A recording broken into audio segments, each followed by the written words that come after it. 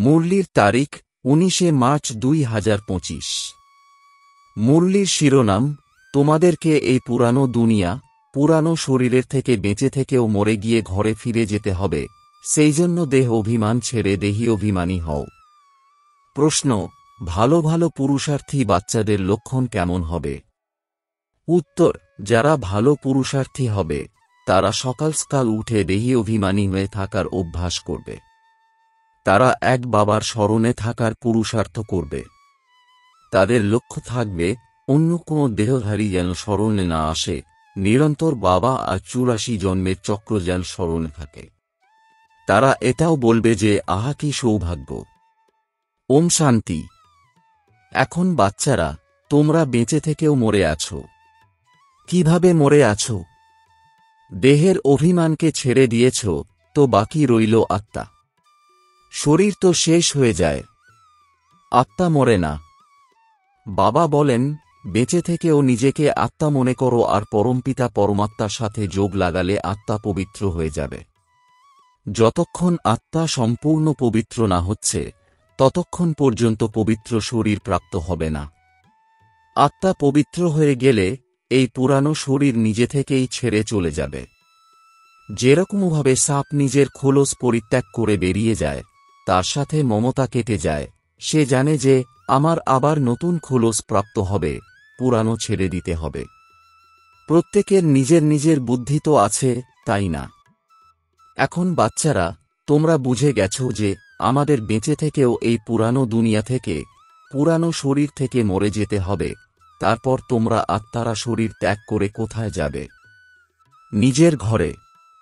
সবার প্রথমে তো এই বিষয়ে পাকাপোক্ত স্মরণ করতে হবে যে আমি হলাম আত্মা, শরীর নয়। আত্মা বলে যে, বাবা আমি তোমার হয়ে গেছি, বেঁচে থেকেও মরে গেছি। এখন আত্মাদের এই নির্দেশ প্রাপ্ত হয়েছে যে আমাকে অর্থাৎ এক বাবাকে স্মরণ করো, তো তোমরা তমপ্রধান থেকে শতপ্রধান হয়ে যাবে। এই স্মরণের অভ্যাস পাকাপোক্ত হওয়া চাই। আত্মা বলে যে, বাবা তুমি এসেছ, তাই আমি তোমারই হয়ে যাব। আত্মা কি মেল নাকি ফিমেল? সব সময় বলা হয় আমরা হলাম ভাই ভাই, এরকম কি বলে যে আমরা হলাম সবাই সিস্টার, সবাই বাচ্চা। সমস্ত বাচ্চাদের উত্তরাধিকার প্রাপ্ত হয়। এখন যদি নিজেকে বাচ্চি বলে পরিচয় দাও, তাহলে উত্তরাধিকার কিভাবে প্রাপ্ত হবে? আত্মারা সবাই হল ভাই ভাই। বাবা সবাইকে বলেন, আত্মিক বাচ্চারা আমাকে স্মরণ করো। আত্মা অনেক ছোট হয়, এটা খুব সূক্ষ্ম বোঝার বিষয়। বাচ্চাদের স্মরণ স্থির থাকে না। সন্ন্যাসীরা দৃষ্টান্ত দেয় যে আমি হলাম মহিষ, মহিষ। এইরকম বলার কারণে সে নিজেকে মহিষ রূপেই ভাবতে থাকে। এখন বাস্তবে মহিষ তো কেউ হতে পারে না। বাবা তো বলেন যে নিজেকে আত্মা মনে করো। এই আত্মা আর পরমাত্মার জ্ঞান তো কারোর কাছেই নেই, সেই জন্য এমন এমন কথা বলে দেয়। এখন তোমাদেরকে দেহী অভিমানী হতে হবে। আমরা হলাম আত্মা, এই পুরানো শরীর ছেড়ে আমাদেরকে নতুন নিতে হবে। মানুষ মুখেই বলে থাকে যে আত্মা হল তারার মতো, দুই ভ্রুকুটির মাঝখানে থাকে, আবার বলে দেয় যে আঙুলের মতো দেখতে। এখন তারা কোথায় আর আঙ্গুল কোথায়? আবার পুনরায় মাটির শালগ্রাম বানিয়ে দেয়। এত বড় আত্মা তো হতে পারে না।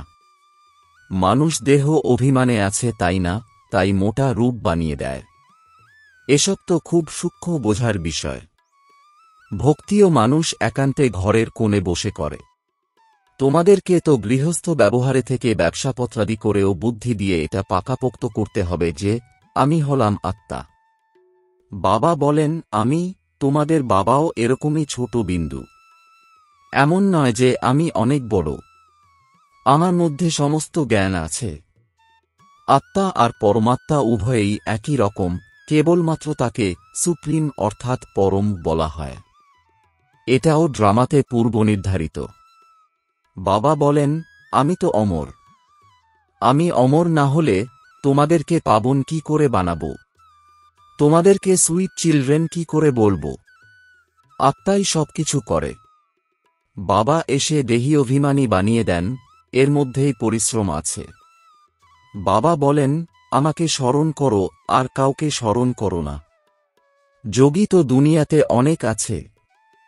কন্যার বিবাহ হয়ে গেলে তো পতির সাথে যোগ লেগে যায়, তাই না? বিবাহের পূর্বে কি পতির স্মরণ ছিল? পতিকে দেখার পর সব সময় তার স্মরণেই থাকে। এখন বাবা বলেন, আমাকে স্মরণ করো। এর জন্য অনেক ভালো অভ্যাস চাই। যারা খুব ভালো ভালো পুরুষার্থী বাচ্চারা আছে, তারা সকাল সকাল উঠে দেহি অভিমানী থাকার প্র্যাকটিস করে। ভক্তিও সকালে উঠে করে, তাই না? নিজের নিজের ইষ্ট দেবকে স্মরণ করে। হনুমানেরও অনেক পূজা করে, কিন্তু জানে না কিছুই। বাবা এসে বোঝান যে তোমাদের বুদ্ধি এখন বাদরের মতো হয়ে গেছে।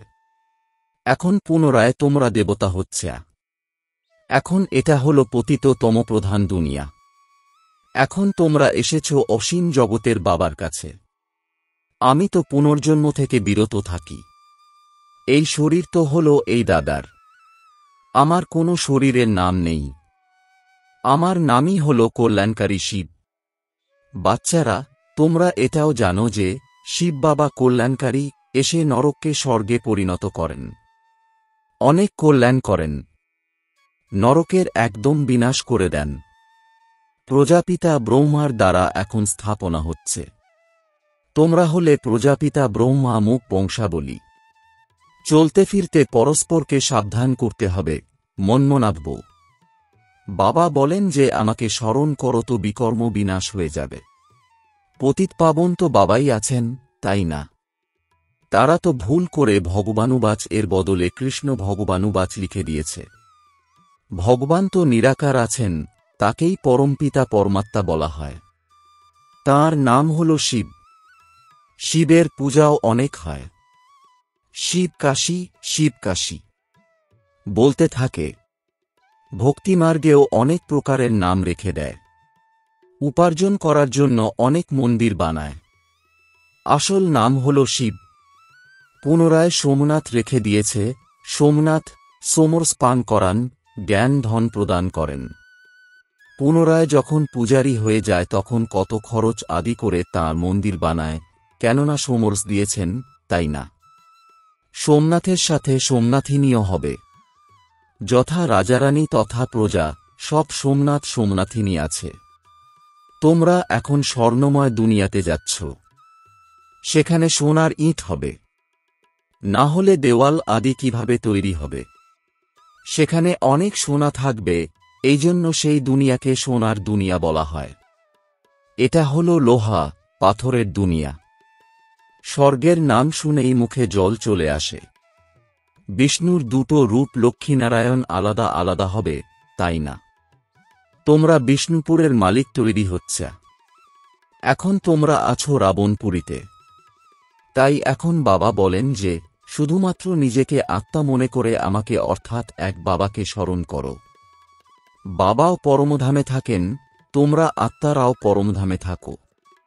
বাবা বলেন যে তোমাদেরকে কোনো পরিশ্রমই করাই না। খুব সহজ আছে। বাকি এই রাবণ শত্রু তোমাদের সামনে দাঁড়িয়ে আছে। এই বিঘ্ন দেয়। জ্ঞানে বিঘ্ন পড়ে না, বিঘ্ন পড়ে স্মরণের সময়। সময় প্রতি সময়ে মায়া ভুলিয়ে দেয়। দেহ অভিমানে নিয়ে আসে। বাবাকে স্মরণ করতে দেয় না, এই যুদ্ধ চলতেই থাকে। বাবা বলেন যে তোমরা কর্মযোগী তো আছোই। আচ্ছা, দিনে স্মরণ না করতে পারো তো রাতে স্মরণ করো। রাতের স্মরণের অভ্যাস দিনে কাজে আসবে। নিরন্তর স্মৃতিতে যেন থাকে যে বাবা আমাদেরকে বিশ্বের মালিক বানাচ্ছেন, আমরা কি তার সাথে যোগযুক্ত হয়ে আছি? বাবার স্মরণ আর ৮৪ জন্মের চক্র স্মরণে থাকলে অহ সৌভাগ্য। অন্যদেরকেও শোনাতে হবে, ভাই এবং বোনেরা, এখন কলিযুগ সম্পূর্ণ হয়ে সত্যযুগ আসছে। বাবা এসেছেন সত্যযুগে যাওয়ার জন্য রাজযোগ শেখাচ্ছেন। কলিযুগের পরে সত্যযুগ আসবে। এক বাবাকে ছাড়া আর কাউকে স্মরণ করো না। বানপ্রস্থী যারা হয় তারা সন্ন্যাসীদের কাছে গিয়ে সঙ্গ করে। বানপ্রস্থ, সেখানে বাণীর প্রয়োজন নেই। আত্মা শান্ত থাকে। লীন তো হতে পারে না। ড্রামার থেকে কোনো অ্যাক্টর বেরিয়ে যেতে পারে না। এটাও বাবা বুঝিয়েছেন, এক বাবাকে ছাড়া আর কাউকে স্মরণ করো না, দেখেও স্মরণ করো না। এই পুরনো দুনিয়াতে বিনাশ হয়ে যাবেই, কবরখানা, তাই না? মৃত ব্যক্তিকে কি কখনো স্মরণ করা হয়? বাবা বলেন, এরা সবাই মরে পড়ে আছে। আমি পতিতদেরকে পবিত্র বানিয়ে নিয়ে যেতে এসেছি। এখানেই সব কিছু শেষ হয়ে যাবে। আজকাল বম্ব আদি যা কিছু বানায়, অনেক তেজময় জিনিস বানায়। বলে যে এখানে বসেই যেখানে উদ্দেশ্য করে ছাড়ব, সেখানে গিয়েই পড়বে। এটাই পূর্বনির্দিষ্ট আছে, পুনরায় বিনাশ হবেই। ভগবান আসেনি নতুন দুনিয়ার জন্য রাজযোগ শেখাতে। এটা হলো মহাভারতের লড়াই, যেটা শাস্ত্রতে লেখা আছে। প্রত্যেক কল্পেই ভগবান আসেন স্থাপনা আর বিনাশ করতে। চিত্র খুব সুন্দর আছে। তোমরাও সাক্ষাৎকার করতে থাকো যে আমরা এটা হব। এখানকার এই পড়াশোনাও শেষ হয়ে যাবে। সেখানে তো কোন ব্যারিস্টার ডাক্তার আদির দরকারই নেই। তোমরা তো এখানকার উত্তরাধিকার সূত্রে প্রাপ্ত অধিকার নিয়ে যাও। দক্ষতা এবং প্রতিভাও এখান থেকে নিয়ে যাবে। মহল আদি যারা বানায় সেগুলো অতি উত্তম হবে এবং সেখানেই তৈরি হবে। সেখানে বাজার আদিও তো হবে, তাই না? কাজকর্ম তো চলবে। এখান থেকে শেখা সমস্ত ক্রিয়াকলাপ ওখানে কাজে আসবে। বিজ্ঞানের থেকেও অনেক দক্ষতা বা প্রতিভা শেখা হয়। সেসব কিছুই সেখানে কাজে আসবে। প্রজাতে যাবে। বাচ্চারা, তোমরা তো প্রজাতে যাবে না। তোমরা এসেইছ বাবা মাম্মার হৃদয় সিংহাসনে বসার জন্য। বাবা যা কিছু শ্রীমত দেন, সেই অনুসারে চলো। অতি উত্তম শ্রীমত তো একটাই দেন যে আমাকে স্মরণ করো। কারোর কারোর ভাগ্য তো খুব তাড়াতাড়ি খুলে যায়, কোনো কারণে নিমিত্ত হয়ে যায়। কুমারীদেরকেও বাবা বলেন যে শাদী হল বরবাদি। এই নর্দমাতে পড়ে যেও না। তোমরা কি বাবার কথা মানবে না? স্বর্গের মহারানী হবে না? নিজের সাথে প্রতিজ্ঞা করতে হবে যে আমি সেই দুনিয়াতে কখনোই যাব না। সেই দুনিয়াকে স্মরণও করবে না। শ্মশানকে কি কেউ স্মরণ করে? এখানে তোমরা বলো যে এই শরীর ছেড়ে দিলেই আমরা নিজেদের স্বর্গে যেতে পারব। এখন ৮৪ জন্ম পুরো হয়েছে, এখন আমরা নিজেদের ঘরে ফিরে যাব। অন্যদেরকেও এই সমস্ত কথা শোনাতে হবে। তোমরা এটাও বোঝো যে বাবা ছাড়া সত্য যুগের রাজত্ব কেউ দিতে পারবে না। এই রথকেও তো কর্মভোগ ভুগতে হয়, তাই না? বাপদাদার মধ্যেও কখনো কখনো কথাবার্তা হয়। এই বাবা অর্থাৎ ব্রহ্মা বলেন যে বাবা আশীর্বাদ করো। কাশির জন্য কোনো ওষুধ দাও বা ছুমন্ত্র দিয়ে উড়িয়ে দাও। বাবা অর্থাৎ শিব বলেন, না, এটা তো তোমাকে ঢুকতেই হবে। এই যে আমি তোমার রথ নিই, তার জন্য তো তোমাকে কিছু দিই। বাকি এসব তো হলো তোমার হিসাব নিকাশ। অন্তিম সময় পর্যন্ত কিছু না কিছু হতেই থাকবে। তোমাকে আশীর্বাদ করলে তো সবাইকেই করতে হবে। আজ এই বচ্চি এখানে বসে আছে, কাল ট্রেনে অ্যাক্সিডেন্ট হলে বা মারা গেলে বাবা বলবেন এসব ড্রামা। এইরকম বলতে পারে কি যে বাবা আগে কেন সাবধান করে দিলেন না? সেটা হয় না। আমি তো আসি তোমাদেরকে পতিত থেকে পাবন বানাতে। এইসব বলতে আসি নাকি? এই হিসেব নিকেশ তো তোমাদেরকে সমাপ্ত করতেই হবে। এখানে আশীর্বাদের কোনো কথা নেই। এর জন্য যাও না সন্ন্যাসীদের কাছে।